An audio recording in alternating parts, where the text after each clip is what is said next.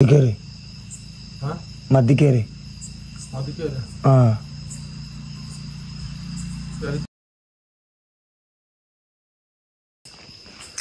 ఇప్పుడైతే రీచ్ అయిపోయినా అనమాట పాగోడకైతే.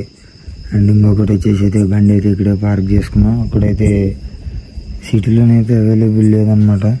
బస్ స్టాండ్ మొత్తం అంతా తిరిగేసి చూసిన, అక్కడ సేఫ్ కాదని అన్నారు. అందుకే కొంచెం ఊరు నుంచి ఒక 3 కిలోమీటర్స్ అయితే బయటకు వచ్చి ఇక్కడ టెంపుల్ అయితే చూసుకున్నాను అనమాట.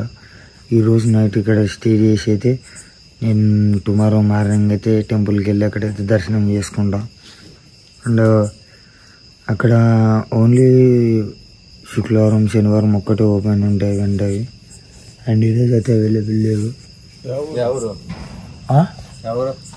మధ్యకేరి మధ్యకేరి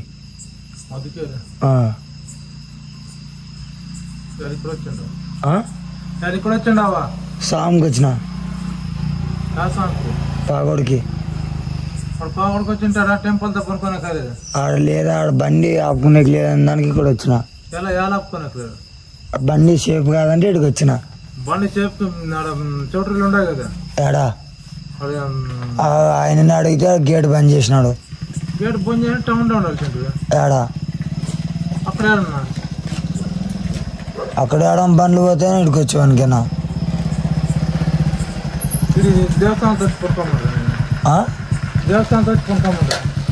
దేవస్థానంతో కాకుండా ఏడ అనుకుంటారా? దేవస్థానంతో పనుకోమంటారా? పనుకోమంటారా?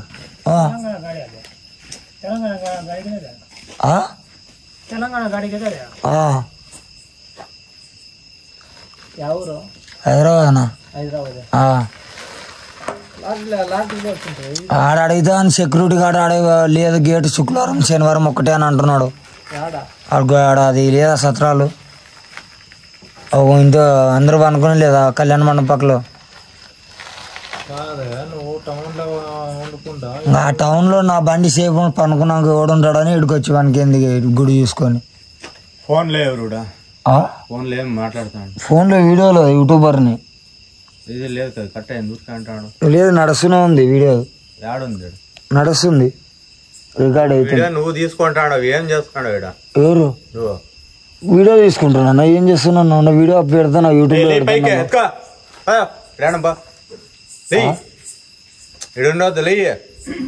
ఎట్లా అంటే దొంగతనాలు అయినా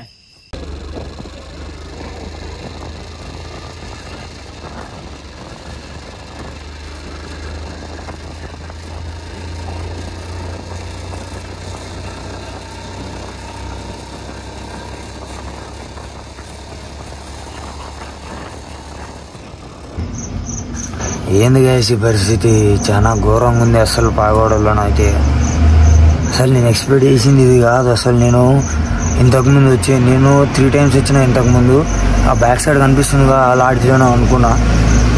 బట్ ఈసారి చాలా లేట్ అయిపోయింది. 1 అవుతుంది. ప్రెసెంట్ టైం వచ్చేసి 1:30 అవుతుంది.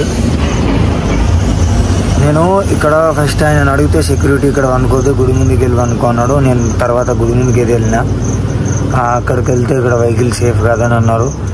దానివల్ల డైలీ మనం స్టేయింగ్ చేసినట్టే ఒక 3 కిలోమీటర్స్ ఊరు బయటికి అయితే చూసుకున్నా. అక్కడికి వెళ్ళి స్టే చేసామని ఆ టెంపుల్ దగ్గరికి వెళ్తే అక్కడ ఒకటేసారి కట్లు తీసుకొస్తున్నారు. ఒకటే నీకు లంజా ఉడుకులు నాకు అర్థం కాలేదు అది. అండ్ అందుకే వచ్చి ఇప్పుడు మళ్ళీ ఇక్కడికి వచ్చి బ్యాక్ సైడ్ కనిపిస్తుంది కదా మీకు కళ్యాణ మండపం. అండ్ మళ్ళీ ఇక్కడ ఏదో ఇక్కడ చిన్న దుకాణం పెట్టుకున్నారు వాళ్ళు ఎవరు. వాళ్ళ దుకాణంకి వచ్చి కబ్జా చేసిన అనమాట నేను. అండ్ ఈరోజు నైట్ మొత్తం ఇలానే స్టే చేయాలి తప్పదు మనకి. ఇప్పుడు ఎవరితో వెహికల్ వచ్చింది ఇంకొకటి చూసాం. వాళ్ళకైతే ఓపెన్ చేస్తే మరి మనకు కూడా ఛాన్స్ దొరుకుతుంది అనమాట. ఓన్లీ సాటర్డే ఫ్రైడే అంట. ఇప్పుడు బయటే స్టే చేయండి అని అంటున్నాడు.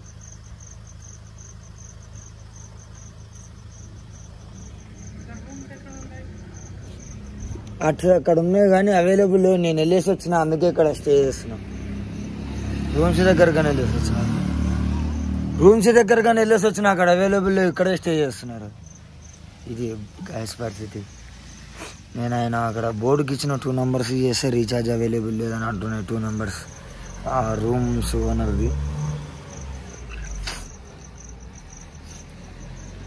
అర్థమైతే అసలు ఇలాంటి వాళ్ళ నుంచి అసలుకి ఎవడో ఇక్కడ ఇద్దరు చేసే తిక్కపుక్క పనులకి మనల్ని మడ్డ గుడిపిస్తున్నారు అనమాట. ఇది నా బతుకు. ఈరోజు అయితే మొత్తం జాగారం చేయాల్సి వస్తుంది, తప్పదు.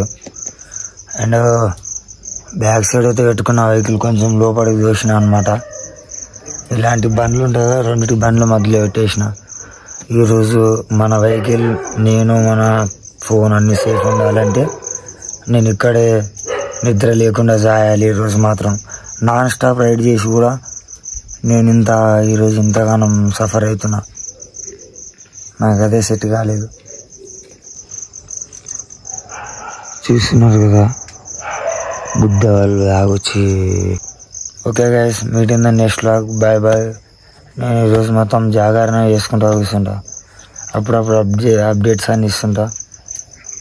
Bye guys.